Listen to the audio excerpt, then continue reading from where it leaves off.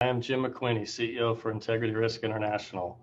I'm a bit of a veteran in the risk and compliance and research and intelligence gathering industry, having operated in this space for nearly 3 decades.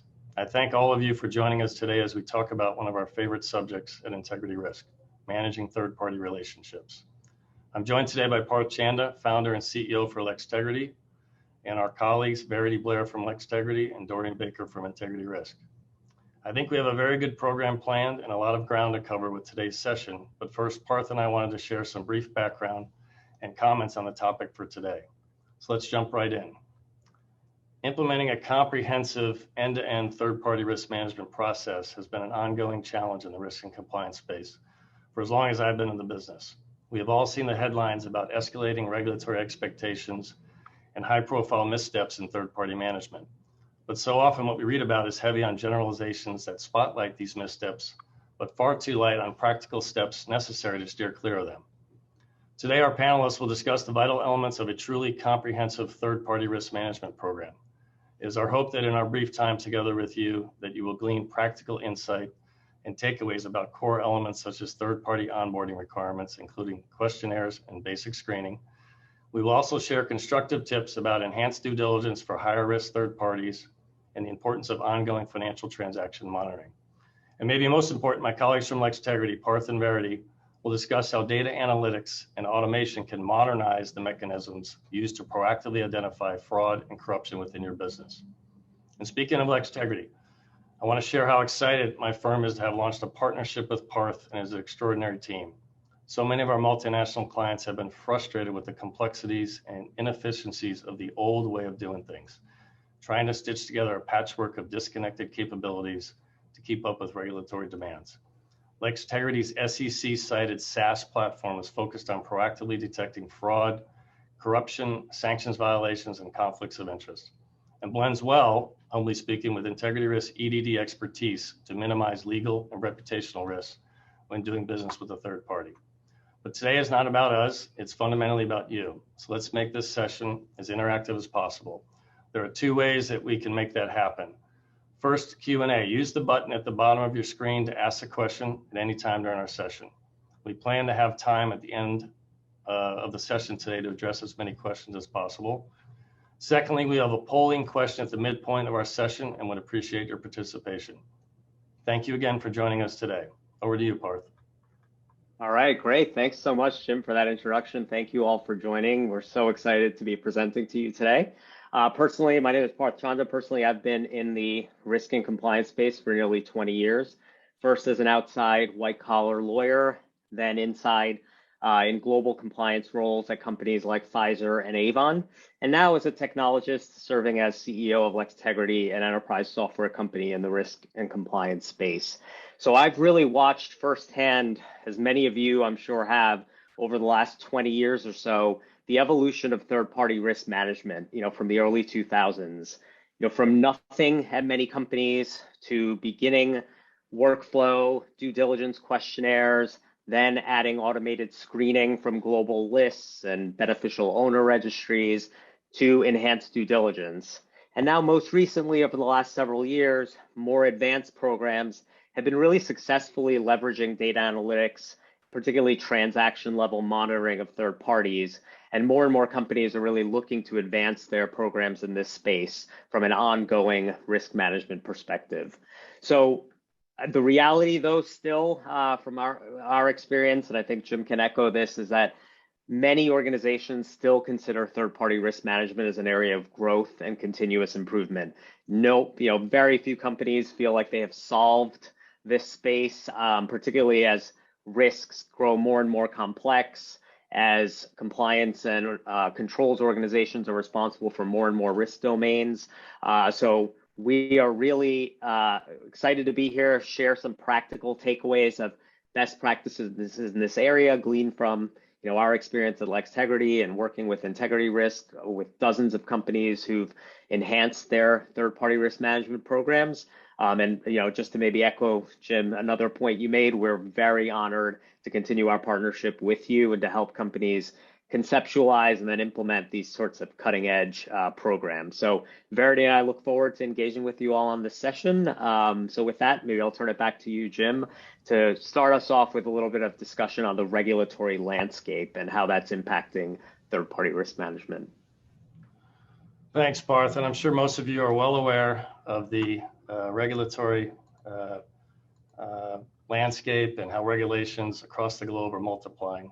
We will briefly discuss some of the recent developments.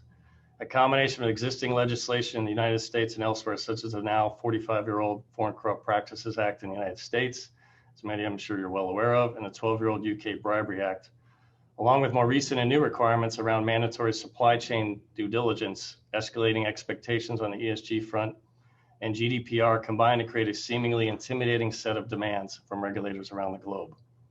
Here in the United States, we have seen some major new developments just in the last 6 months alone. Last October, Principal Associate Deputy Attorney General John Carlin said that the Department of Justice is building up the surge resources for corporate enforcement. And he added that the DOJ has started to redouble the department's commitment to white-collar enforcement. Furthermore, in early December, the Biden administration announced a sweeping new anti-corruption strategy. This came just 5 months after a summer declaration by the president that corruption enforcement was a core United States national security interest. Between surging resources and the elevation of corruption enforcement to the level of a national security interest, we appear to be in new times, and compliance and legal professionals will need to prepare accordingly. Finally, and in the category of new areas of emphasis by regulators, the DOJ evaluation of corporate compliance programs guidance issued probably its most consolidated set of statements on what defines good third-party risk management. Its headline takeaway is that third-party risk management is not only about the one-time onboarding process, the business rationales, DDQs, screening, and EDD, but also about ongoing monitoring and risk management. Third-party risk management is truly a life cycle risk. And that is a key area in which many companies are still grappling with how best to properly and efficiently track and monitor relationships after onboarding. In my experience, this is probably today the most vexing issue for any legal and compliance professional, and we hope to shed some more light on that today.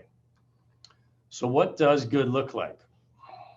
Vigorous enforcement means a suboptimal compliance program is simply not an option. And our assessment is time to graduate from outdated and opaque compliance and due diligence processes to up-to-date, transparent approaches that combine the best of what technology has to offer without sacrificing the still essential human touch. I will now hand things back to Parth, who will speak about more effective risk management practices, including how best to leverage smart technology. Thanks again, Jim. So I'm going to spend the next couple of minutes kind of talking through where many companies are today, this sort of first generation approach that organizations have been building probably over the last decade or more, and then talk a little bit about what that next generation is looking like for many companies. And then at the second half of this presentation today, Dorian and Verity are really going to talk in a lot of detail about what that good next generation actually looks like in practice. So here, just to take a step back, this first generation approach is probably familiar to some of you on the call today. There's some common pitfalls with this approach. It's often highly siloed, very sample-based from a risk management, risk assessment perspective, can be highly manual, or parts can be manual, and relatively data poor in terms of having insights driven by real objective data that's analyzed using sophisticated analytical techniques. So what does that mean? So we kind of laid out here for everyone a visual of what that process might look like in an organization like yours. First, on the front end of the process, when the vendor or customer or distributor onboarding side, often there's a disconnect between your vendor process, your vendor portal, your customer CRM, and your third-party due diligence process, whether it's manual or in some sort of system. When you have that system, so for example, you can go through that third-party process disconnected from that separate vendor or customer onboarding process, and that can create gaps, control gaps, as well as process gaps or duplication.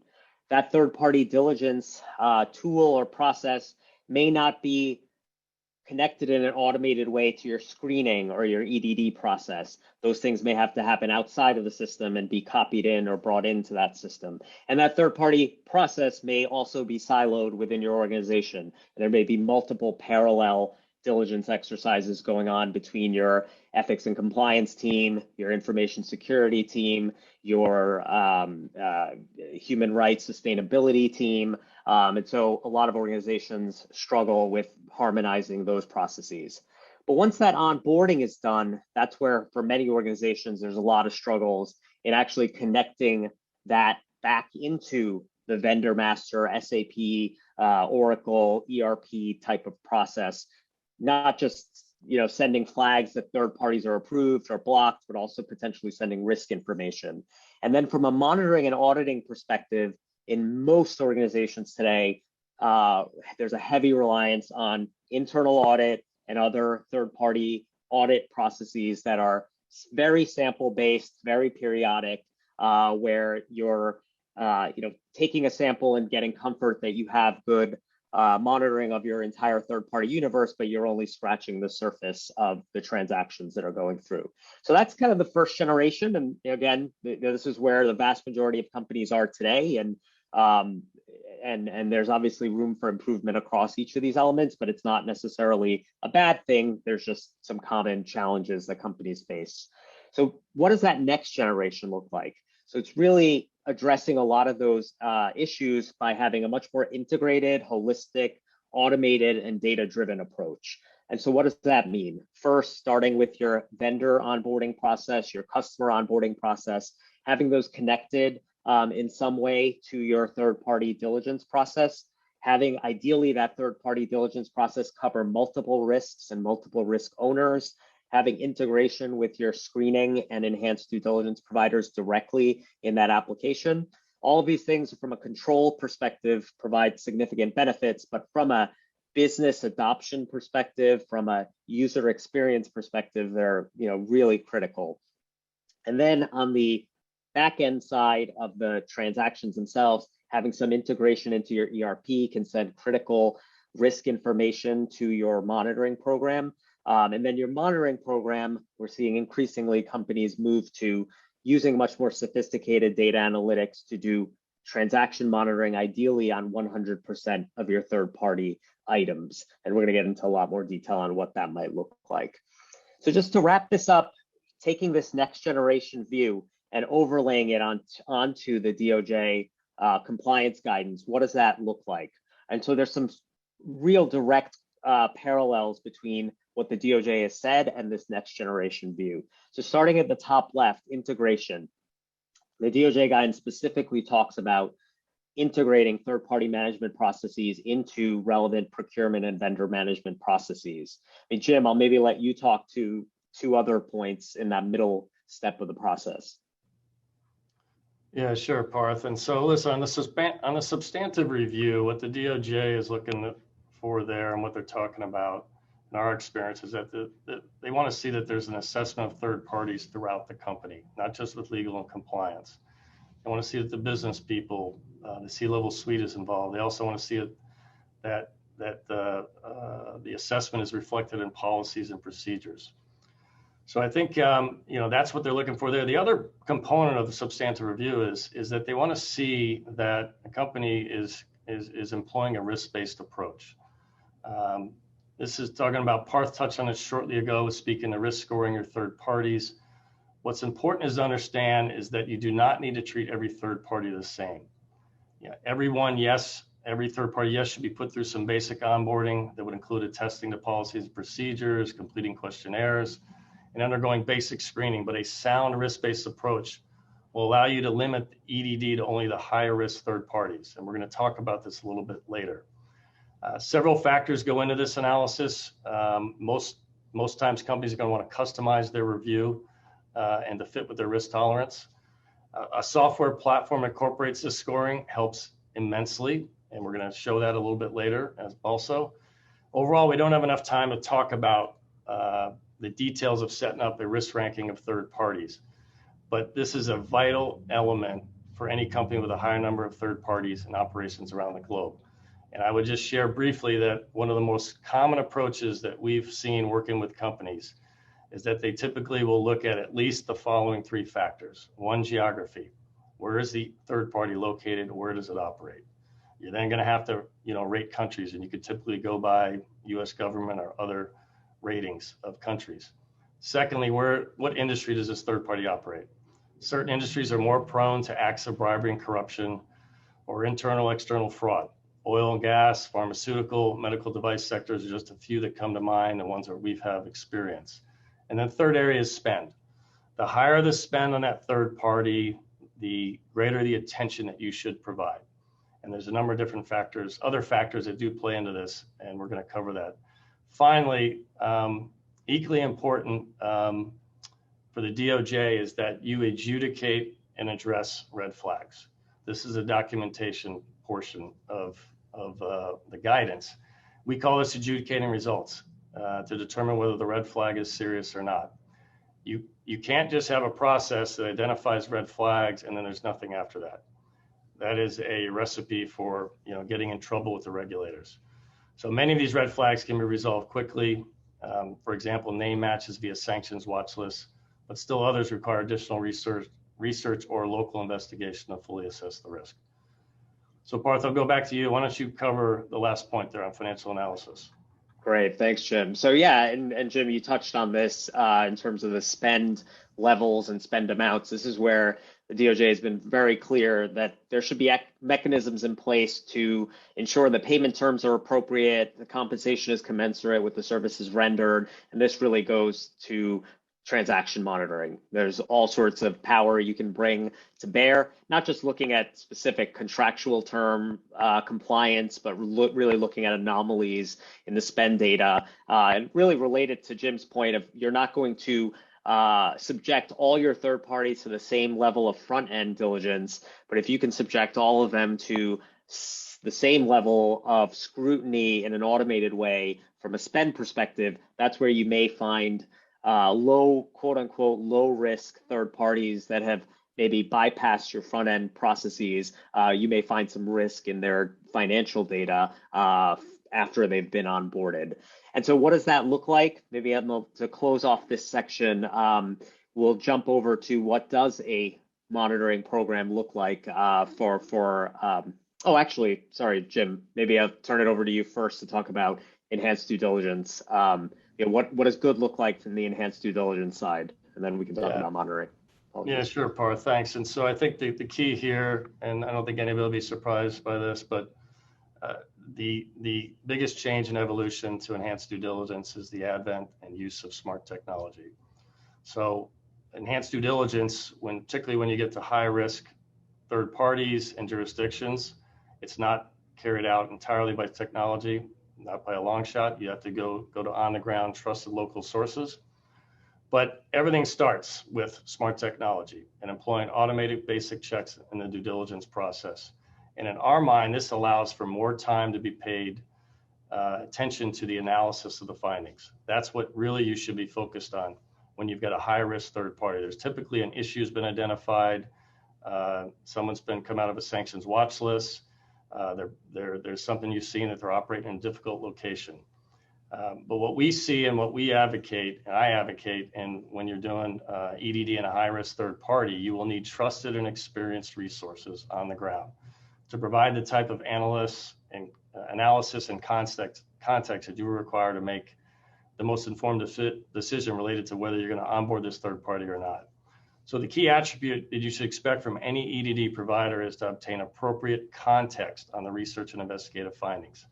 It's not enough for the EDD provider to simply report adverse findings without explaining the impact or overall relevance. So I would highly encourage you, do not be shy about pushing your EDD provider to help you clarify and assess any identified red flags or potential risk areas during the carrying out of the diligence or investigation. So Parth, it'd be great if you could dive a little bit more detail on that last piece, financial analysis and transaction monitoring, and what it looks like for leading companies.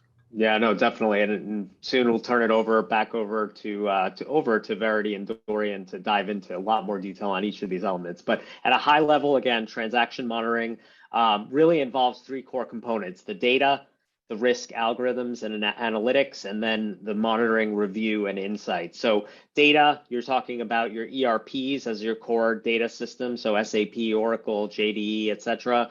Maybe for life sciences companies, also layering in transparency data, bringing in HR data, and then ideally your approval and due diligence data as well. Then taking that data in a harmonized way and applying risk algorithms to that data. And this goes beyond CPI and spend levels, but to more sophisticated behavioral, statistical, policy-based rules, more forensic analyses, ideally bringing in machine learning to improve your risk model over time and to look for anomalies in a supervised or unsupervised way. And then once you have the results of that monitoring, reviews, those analytics, having some sort of workflow to take transactions which have aggregated risk scores through some sort of workflow all the way through to remediation, and then providing risk visualizations of your data so that your audit team, your investigation team, and others can assess that data in more detail.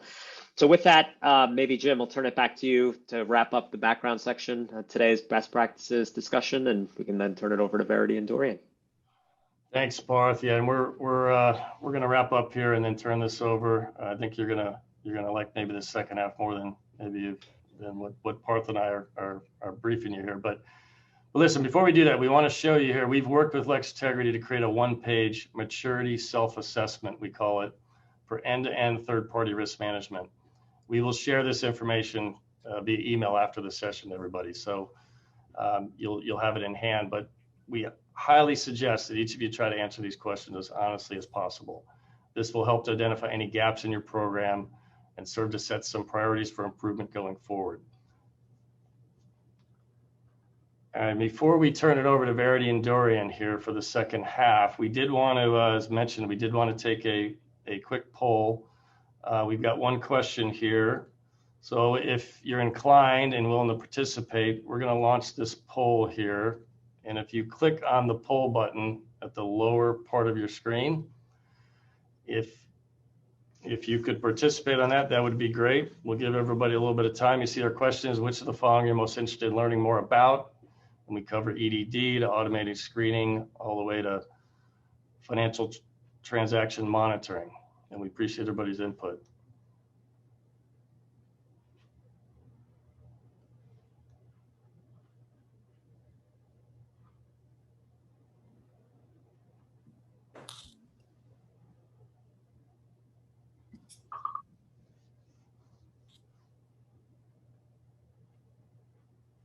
It's like we're still going, maybe slowing down a bit here, but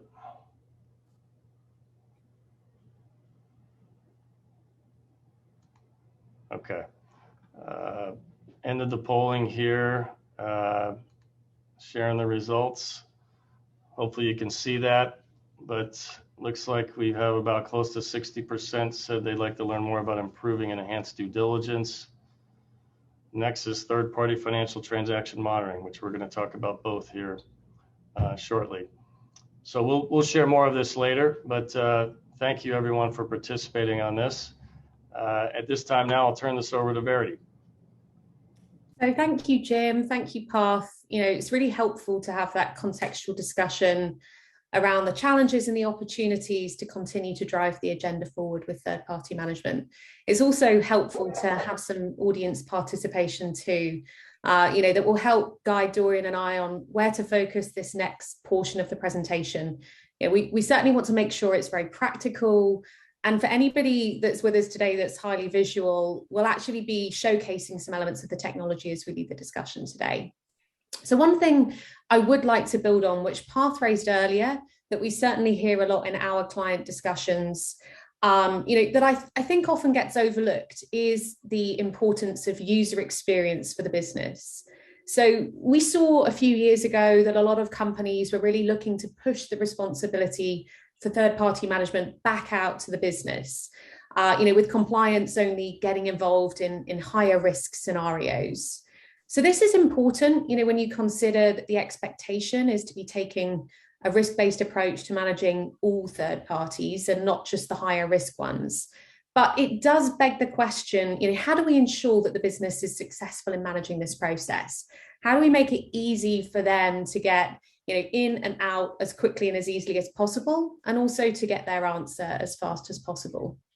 So a sensible starting point to consider is, how do your business users identify who your company is already engaged with? There's been lots of discussion about rationalization of third-party networks, which really makes sense from all angles. So how do we make it easier for them to pick an existing supplier over onboarding a new one? So they'll need easy access. That means that in just a few clicks, it will allow them to establish who might be a suitable third party. So while that sounds simple, that needs to start with accessibility, a search facility, strong filtering capabilities that will allow them to really get to that information quickly. And while we're here, you should also be thinking about single sign-on. Is your tool mobile friendly? What are the language requirements that your business has? Is your user interface modern and intuitive? And also from a best practice perspective, there's definitely a point at which tying in your vendor and customer masters, your ERP, makes sense here. And I know that's something that Parth and Jim touched on, in the earlier part of the discussion today. But that will also ease any frustration from the business about double keying data that exists in other business systems. And it will make monitoring on the back end, which we'll talk in more detail about later, a more straightforward exercise too. So one thing that we have seen as a miss in some technology solutions is that they limit you to a one-dimensional view of the risk of your third party. So as I'm sure everyone on the call today will know, and probably your business users will too, one size does not fit all. You might have a range of different exposures to the same third party, perhaps in different countries or for different scopes of work, and as you start to try to do more with your approved third parties, this will only set to increase. So being able to leverage, different, data points that you have at a master data level, such as the screenings and, the DDQs, is really key here. But for the new scope, you'll want to be able to capture all of the relevant information from your business about the engagement, and ensure that it's being documented for review and audit purposes. And so good technology should really allow you to minimize the number of questions upfront for the business users, but then layering in additional questions if required. So for example, if the engagement is in a high-risk jurisdiction, then we want to layer in some additional questions there to really understand that piece. So, the information that you capture here in the business rationale is going to be used to drive that automated risk score. And then automated approval routing, based on what has been captured in the business rationale, will take into account, who needs to be involved in the approval process. Is it 2 approvers, 3 approvers? Does it require compliance resource? And so, now here as an approver, we can see the rationale clearly documented. And this is where you should be able to start to layer in some of the insights and diligence. So, an automated risk score that will take the key analyses into account, will allow you to take a risk-based approach to doing your due diligence, but in a consistent manner. And one insight I will share here is that we've seen some companies who've tied their risk score to what the diligence is telling them. So, as an example, you've got a low risk third party, but then you get an adverse media result on them. And so when those two things are tied, it can really skew the view of what is really a low risk third party. So, this is a miss, particularly where the next steps are automated. And there's definitely a danger of over automation here too. That being said, approved and trained users should be able to override that risk score, based on the additional steps that you're taking here to understand your exposure to the third party. So the next layer is typically screening. And for most companies that we talk to these days, they're screening everyone. And actually, there are increasing requirements to also include UBO data in that screening process. And beyond that, it's always worth being mindful of where screening is helpful as a broad back data approach. You know, it's cheap, it's fast. In a lot of countries, there's good publicly available data, while being aware of the limitations of data in certain jurisdictions. And Dorian, I'm sure you have some interesting insights on, you know, the limitations of publicly available data, but also why organizations have increased, you know, their desire to understand UBO structures as part of the due diligence process. Thanks, Verity. Yes, absolutely. You know, and to not to get too into the weeds here, but important to note that, you know, access to information is not universal, right? There are many privacy laws that are in place in certain jurisdictions which make it difficult to obtain information.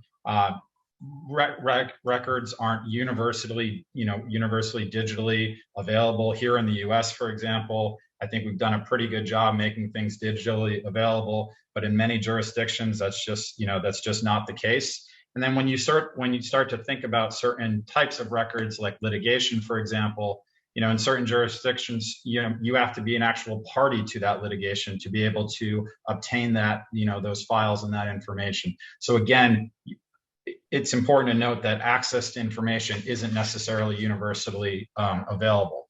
You know, to the question of ultimate beneficial ownership, you know, UBO data, it's become increasingly more important to understand who you are actually doing business with.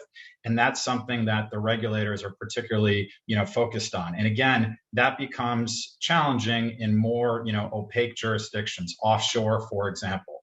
You know, many of these locations have actually been structured to make the process more challenging to access and assess that information. Even here in the US, where we could argue that information, as I mentioned, is more readily and digitally available, there are still challenges. Also important to note that, to be very clear, and this is a question we often get from, you know, clients and prospective clients, is there is no single database which houses and provides this information.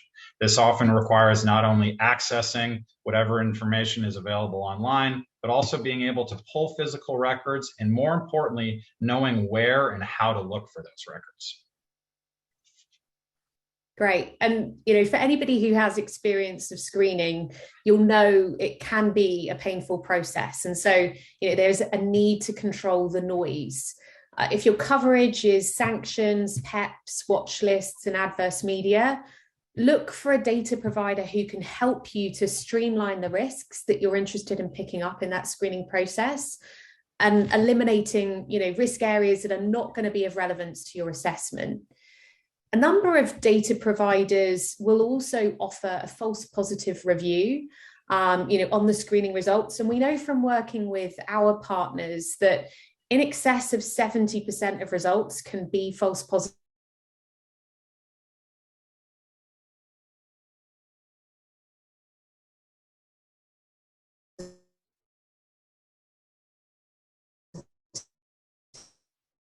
To resolve false within the tool. So this means that you can save the correct entity at a master data level, and then on an ongoing daily monitoring, you know, basis, you will get the results on the relevant entity and not on that entire universe. And I say this because, you know, I know that for some of the other technology providers, you know, you're not able to do that false positive resolution within the tool. And so you continue to receive the noise in the ongoing screening process. So it's definitely worth, you know, testing that aspect in respect of any technology that you're considering implementing. And Dorian, I know you've got some further war stories on, you know, the practical experience of using data providers that might be useful to share here. Yeah, absolutely, Verity. And I think you mentioned it a second ago. You know, a big part of the process is really just sorting through and sifting through the noise. You know, I think a lot of the screening and data providers have come a long way, right? And they've made improvements in terms of, you know, sifting through those false positives. But again, it's still a big part of the process. And that's something that we spend a lot of time doing. And it's important to note that much of the data with those, you know, many of the providers out there, the screening providers, is often single sourced. And those, you know, those providers don't necessarily do as good a job, in my opinion, as EDD providers such as IntegrityRisk do in terms of triangulating around the correct information. And we do this by leveraging a number of screening and media/data providers, analyzing those various streams of information and providing a more sound and comprehensive result. It's really about the analysis. And I think that's where the EDD, comes into play. Also, screening in general is plagued by, aged and often lack of consistently updated information, which again leads to gaps in terms of the quality. So I think it's probably fair to say that you get what you pay for, and it's worth being mindful of that. Now, on top of that base level screening, in order to, support taking a risk-based approach, being able to distribute due diligence questionnaires to third party to, obtain information from them is key. So once you've invested in a system, there's zero cost to sending these out. And this might allow you to capture data that isn't publicly available, but you can also use those due diligence questionnaires to cover a broad range of risk areas, and you can ask the third party to share relevant documentation with you. You can share documentation with them. You can ask them to complete training as part of that onboarding. You can capture attestation to your supplier code of conduct. So in one simple step, you're actually doing multiple things to better understand and mitigate the risk. But some might say that the entire point of a third-party process is to surface your highest risk third parties and ensure that you're doing sufficient diligence to protect your organization and the engagement. So, having the ability to leverage human-led due diligence as part of your toolbox is a really important element, but there's definitely some optionality to consider here too. So, Dorian, I'd love to turn it back to you to talk about when and how you should consider leveraging enhanced due diligence as part of the process. Sure. Well, look, when and how is based largely on your overall risk assessment process. As we've spoken here, in detail. I would note that in our opinion, best practice is at a minimum to be updating your collection of information, i.e., changes to management, et cetera, and running some basic screening, PEPs, watch lists, et cetera, on your overall population on an annual basis, as we've discussed.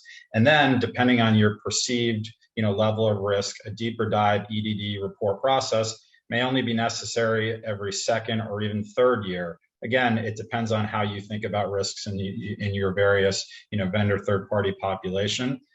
We do also have a number of clients who do full EDD updates on their, quote, higher risk populations on an annual basis.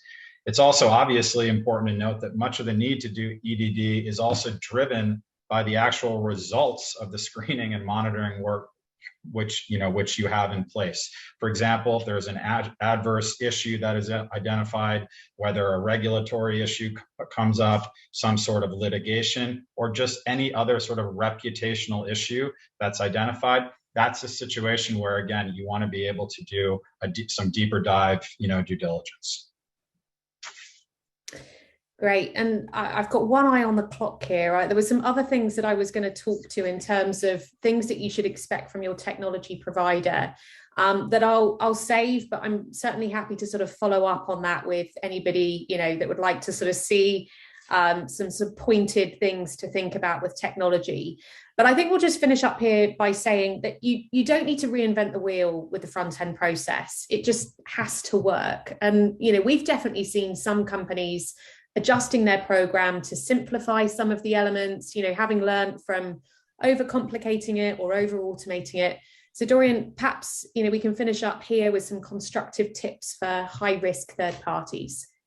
Sure, absolutely. And I can run through this quickly. As I mentioned earlier, the most important thing is to have a process in place, a process that's documented and that you follow. The more, and specific to your vendors and third parties, the more information that you can ask for and get from them, the better. The diligence process is meant not only to uncover information, but also to verify it. That said, you don't want to make the process overburdensome to the point that your third parties find it too difficult to engage. Some balance here is obviously critical. From an EDD perspective, it's easier to work with more, but we can always work with less and frequently do. Next, it's important to note that you don't really always need to quote unquote boil the ocean, when thinking about EDD. Not all third parties, as we've mentioned, are the same, nor do they require the same level of diligence. With that said, it's critical, on your side of the table to understand and be clear about what the actual scope of what is included and what you're getting and should expect to receive. As I mentioned earlier, access to information varies.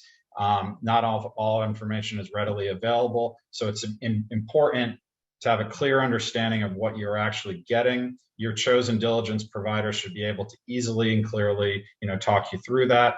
And then lastly, documentation, storage, and reporting is also important and critical, to the overall process, consistency, and the approach. And I'm sure everyone on this call wants to make sure that they're, at the end of the day, that your program is defensible. Great. So I think at this juncture, we'd really like to talk to, where we do see an opportunity to leverage data analytics to modernize your third-party program. More often than not, when we ask companies about monitoring third parties, they're thinking about rescreening, against sanctions lists and adverse media. But we are in a new era. The US government has put a stake in the ground, and they're increasingly expecting companies to leverage data analytics. In fact, the updated guidance in June 2020 explicitly mentioned this. And I think that the tricky thing is, for all the reasons that Parth mentioned earlier, organizations are not sure if they're up to this, that they're ready, that their data is clean enough, that they have the right level of resources, or even that they're able to afford a data analytics solution. So the fact is, this can actually be resource neutral. Taking these steps will really help you to drive where the resources that you have should spend their time. And so it will allow you to focus on what are your most high risk areas driven by your business data, and importantly, not what are your perceived high risk areas. So, really here you can look to get out ahead of a problem area before a whistleblowing report or complaint. You don't need a data scientist or frankly any data expertise to get started with this approach. So with that, I'm going to share my screen again. And, I want to talk to how you can leverage technology to help you with that. It definitely requires some integration. So in the context of third-party management, it would be with your ERP and your HR tools. But that's also helpful for other areas of your program too. For the most part, it should be on the technology provider to do the work here. You shouldn't be being palmed off with an API for their system and leaving it to your internal IT teams to build those integrations. But what's the end result?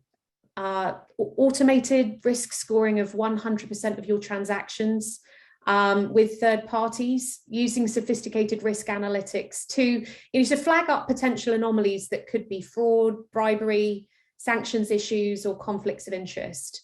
And again, specifically in the context of third-party management, we can use that to stress test your front-end processes by including outputs from your third-party due diligence system. So risk scores, vendors that have been identified as higher risk, that becomes a data point in a monitoring tool to spot any mismatches, such as why is a low-risk vendor showing up in a high-risk spend, general ledger category.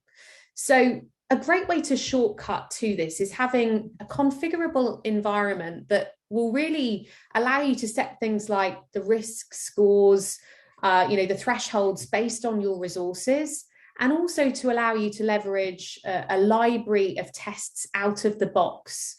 So any non-technical users can really take best practice approaches and set them up in a user-friendly way.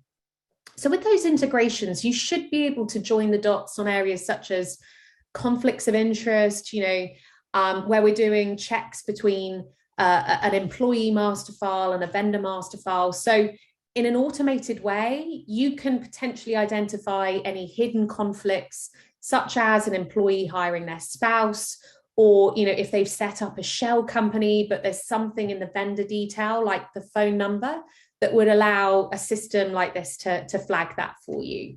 It's also easy to spot any possible duplicated invoices or transactions that are associated with vendors that share key attributes with other vendors. Expedited payments will allow you to set criteria for any payments that have been made well in excess of your payment terms. So if your payment terms are 60 days, why are we paying vendors in 2 days or 5 days? Might this be being used to generate proceeds to do something inappropriate? And one final area that I'll just show here, because I think it really highlights how cross-functional undertaking this work can be, is ad hoc subject monitoring. So, this is where you can really break down the walls between investigations and ongoing monitoring.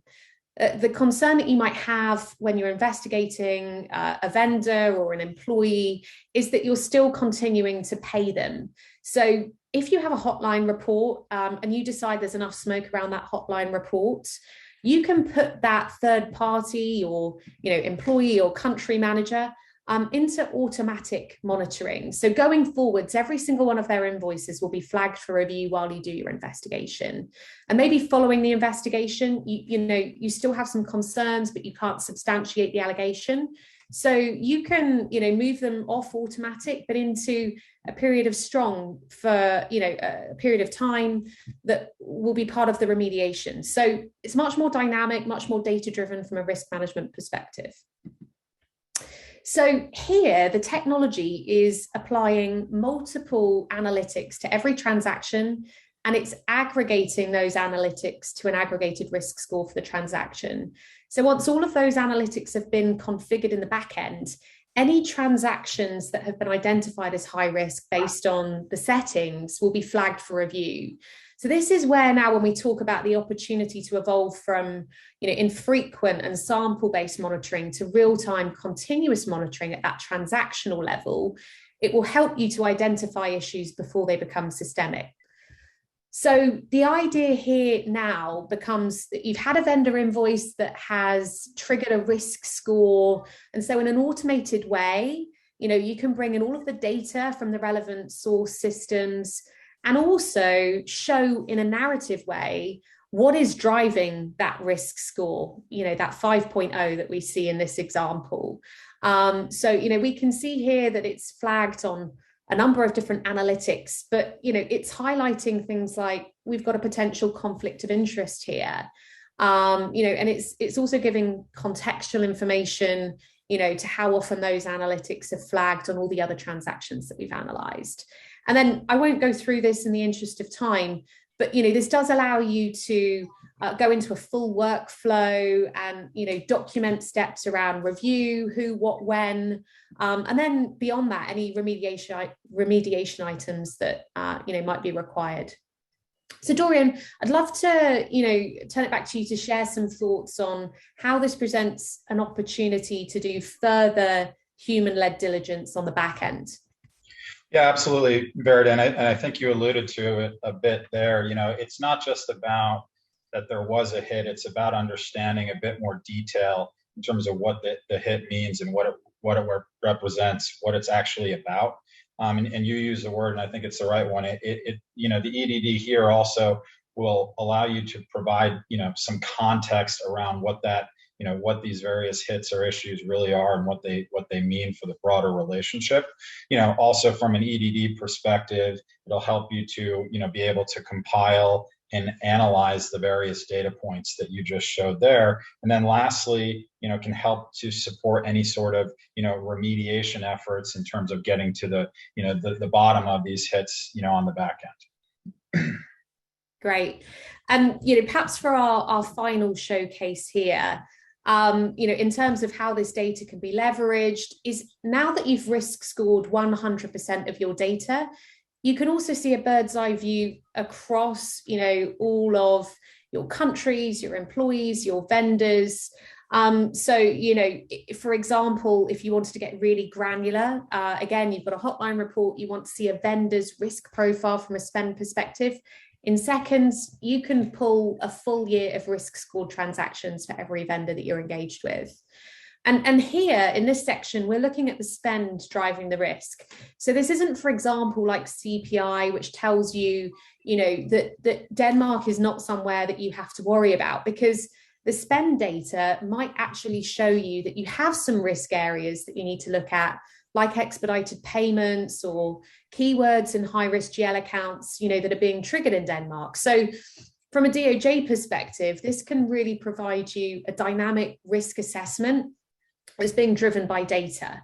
And we think that's the harder part of risk assessment, really taking data to drive it, and not just subjective feedback from CPI or ERM that might not be granular enough to really pinpoint true risk.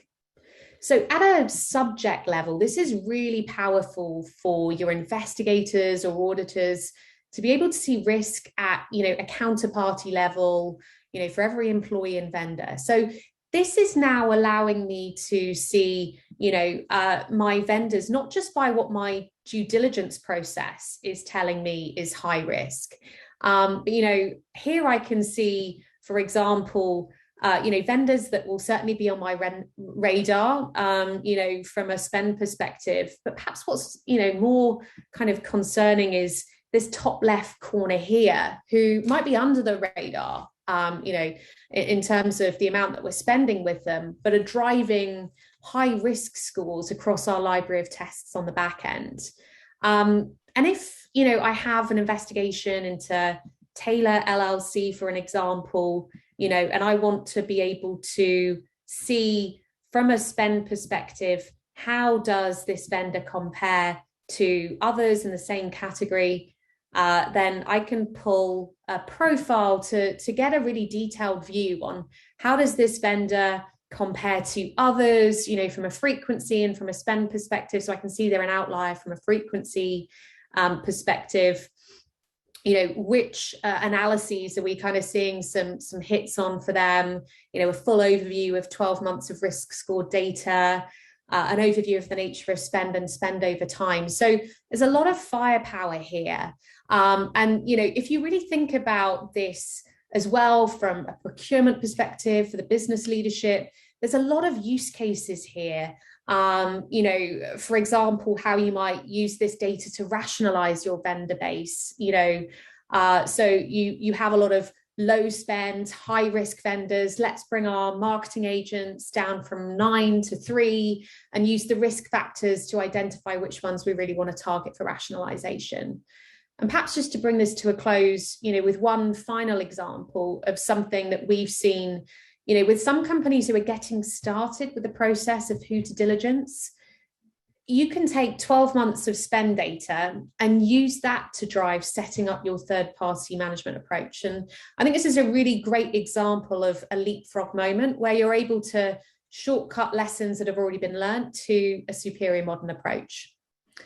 So with that, I hope that Dorian and I have used our time there to talk through all of the elements that were featured on the poll. And I think that allows us a few minutes to turn it back to Parth and Jim to answer any questions that this might have prompted for the audience.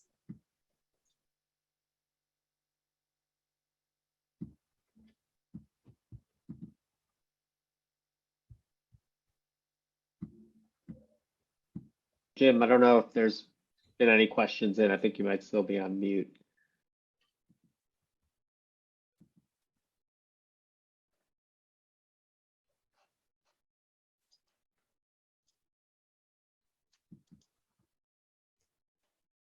It would appear he might not be able to hear us.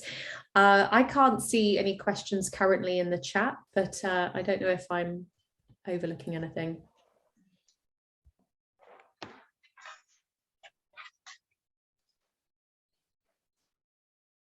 Yeah, there's one question here that I see actually, and it's asking about, and I'll read it here, which elements of third-party screening can be safely automated, and relatedly, what are the top red flags that automated screening might surface to trigger a need for EDD? I'm happy to jump in here.